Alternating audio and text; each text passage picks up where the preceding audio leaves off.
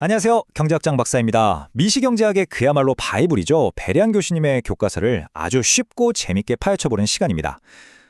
진짜 물가 때문에 살기 너무 팍팍하다. 이런 말 우리 입에 달고 살잖아요. 그쵸? 근데요, 대체 얼마나 힘들어졌는지를 숫자로 딱 잴 수 있다면 어떨까요? 오늘 바로 그 방법을 알아볼 겁니다. 가격이 변할 때 우리 지갑 사정과 만족도가 얼마나 달라지는지 효용함수라는 아주 강력한 도구로 한번 측정해 보겠습니다. 네, 맞아요. 우리는 매일같이 물가 상승을 진짜 피부로 느끼잖아요. 월급은 뭐 그대로인 것 같은데 마트만 가면 한숨이 푹푹 나오고요. 경제학이 바로 이럴 때 필요한 겁니다.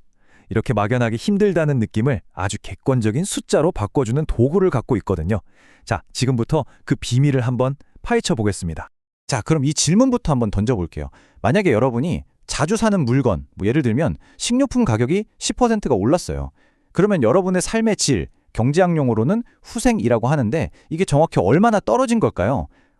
그냥 소득이 10% 줄어든 거랑 좀 다른 문제거든요.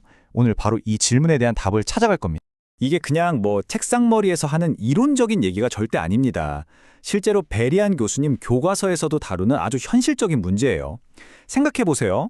코로나 팬데믹 이후에 미국이랑 영국에서 식료품 가격이 막 10%, 많게는 17%까지도 폭등했거든요. 이런 엄청난 충격이 소비자들한테 얼마나 큰 부담을 줬는지 정책 만드는 사람들은 정확하게 알아야 뭘 제대로 된 대책이라도 세울 수 있지 않겠어요? 자, 그럼 경제학자들은 이럴 때 대체 어떤 도구를 쓸까요? 바로 소비자의 만족감을 수학적으로 표현한 효용함수라는 걸 씁니다. 그 중에서도 오늘 우리가 써볼 건 정말 편리하고 강력한 녀석이에요. 제가 지금부터 소개해 드릴게요. 바로 콥 더글라스 효용 함수입니다. 이름은 좀 복잡해 보일 수 있어요. 근데 식을 보면 생각보다 간단합니다. U는 x1의 c제곱 곱하기 x2의 d제곱. 여기서 x는 우리가 사는 물건의 양이고요. 진짜 중요한 비밀은 저 위에 조그맣게 붙어있는 c하고 d에 숨어 있습니다. 이게 뭐냐면 각 물건에 대한 선호도이면서 동시에 잠시 후에 보시겠지만 우리가 소득 중에 얼마를 거기에 쓰는지, 즉 지출 비중을 나타내거든요. 이게 핵심이에요. 바로 이 문장. 이게 이 함수의 모든 걸 말해줍니다. The Cobb-Douglas consumer always spends a fixed fraction of their income on each good. 그러니까 컵더글라스 효용함수를 따르는 소비자는 소득이 얼마든 가격이 어떻든 상관없이 항상 소득의 딱 정해진 비율만큼만 각 물건에 쓴다는 거예요. 와, 정말 놀랍도록 단순한 특징 아닌가요? 바로 이 단순함 때문에 그렇게 복잡해 보이는 현실 경제가 아주 깔끔하게 분석되는 겁니다. 경제학자들이 이 함수를 괜히 사랑하는 게 아니에요. 자, 그럼 이제 이 강력한 도구를 손에 쥐었으니까 아까 우리가 던졌던 그 질문에 대한 답을 직접 한번 찾아가 보죠. 한 단계 한 단계 저랑 같이 가시면 진짜 하나도 안 어려워요. 우선 분석을 위한 판부터 깔아볼게요. 어떤 소비자가 있는데 이 사람의 소득은 M이라고 합시다. 그리고 이 사람은 딱 두 가지 물건만 사요.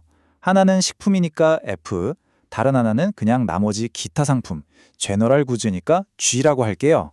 그리고 이 사람의 효용함수는 이렇게 생겼다고 가정하는 겁니다.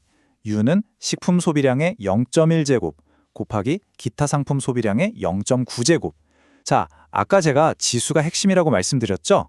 저 0.1과 0.9가 무슨 뜻이냐면 이 사람은 자기 소득의 10%는 무조건 식품 사는 데 쓰고 나머지 90%는 기타 상품 사는 데 쓴다는 의미입니다.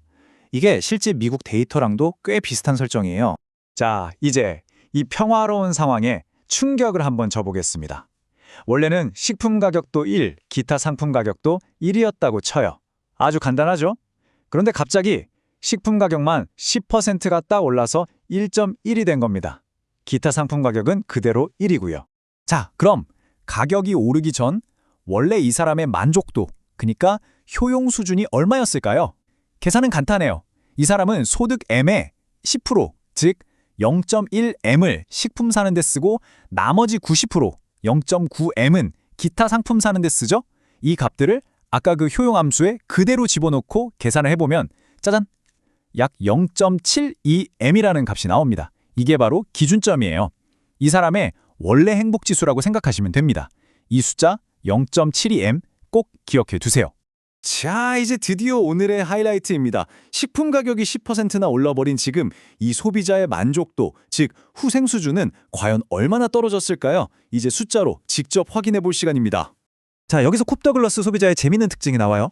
가격이 올랐어도 이 사람은 고집스럽게 소득의 10%를 식품 사는 데 씁니다. 근데 핵심은 이거죠. 가격이 1.1로 올랐잖아요. 그러니까 똑같은 돈을 써도 이제 살 수 있는 식품의 양이 줄어들 수밖에 없어요. 바로 이겁니다. 이 줄어든 식품 소비량 때문에 새로운 효용 수준을 다시 계산해보면 결과가 정말 놀랍습니다. 원래 효용이었던 0.72m에서 약 1% 정도가 줄어든 값이 나와요. 자, 여기서 오늘의 가장 중요한 결론이 나옵니다. 잘 들어보세요.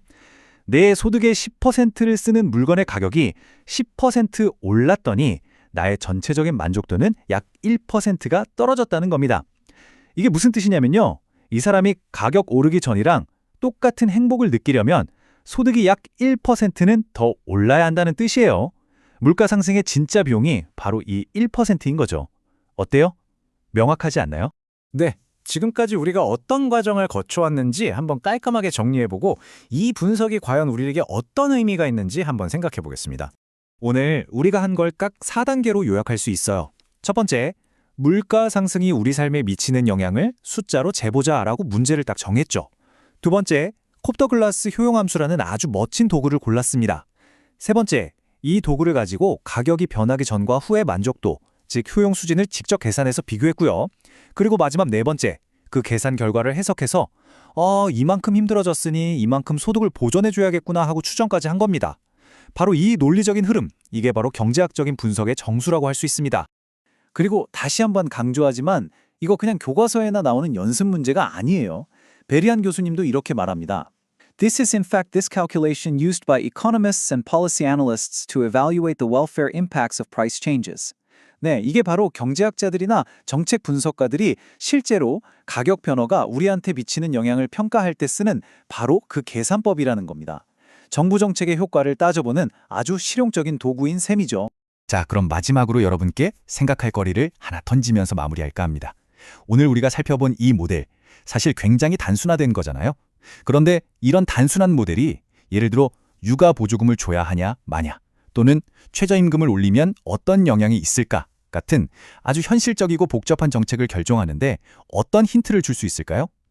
이 질문을 한번 곰곰이 생각해 보시면 세상을 경제학의 눈으로 본다는 게 이런 거구나 하는 재미를 느끼실 수 있을 겁니다. 지금까지 경제학적 박사였습니다. 감사합니다.